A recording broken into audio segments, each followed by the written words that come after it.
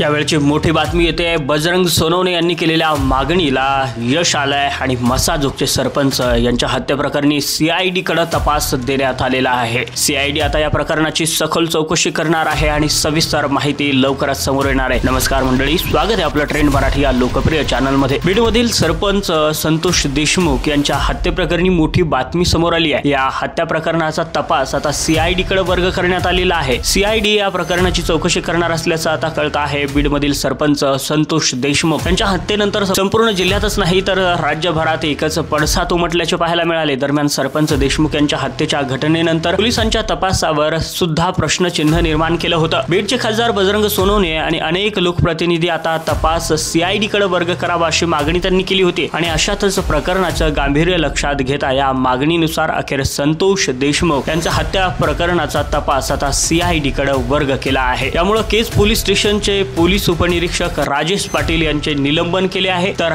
Police निरीक्षक प्रशांत महाजन यांच्या निलंबनाचा अहवाल बीड पोलीस अधीक्षक यांनी पाठवलेला आहे। बजरंग सोनवणे यांनी मागणी केली होती। संतोष देशमुख हे मसाजोग येथील महिला सरपंच अश्विन देशमुख यांचे पती आहेत। दुपारी अज्ञात काही व्यक्तींनी त्यांचं अपहरण केलं आणि संतोष देशमुख यांच्या शरीरावर मारहाणीच्या जखमा आहेत, त्यामुळे त्यांचा खून झाल्याचा संशय व्यक्त केला। दरम्यान संतप्त ग्रामस्थांनी केज पोलीस ठाण्यात गर्दी केली आणि आरोपींना तात्काळ अटक करण्याची मागणी देखील लावून धरली होती। सध्या मसाजोग परिसरात तणावाचं वातावरण पाहायला मिळत आहे। दरम्यान या प्रकरणात आरोपींना तात्काळ अटक करावी तसंच प्रकरणाचा तपास सीआयडी कडे वर्ग करावा अशी मागणी बीडचे खासदार बजरंग सोनवणे यांनी केली होती। अखेर त्यांच्या मागणीला यश मिळाल्याचं पाहायला मिळत आहे आणि हे सगळं प्रकरण सीआयडी कडे वर्ग केलं आहे। संतोष पंडितराव देशमुख खरं तर वय 45 वर्ष, राहणार मसाजोग तालुका केज जिल्हा बीड येथील हे रहिवासी आहेत। राजकीय कारकिर्दीचा त्यांचा विचार करायचा झाला तर 2012 ते 2017 ला ते गावचे उपसरपंच राहिले। 2017 ते 2022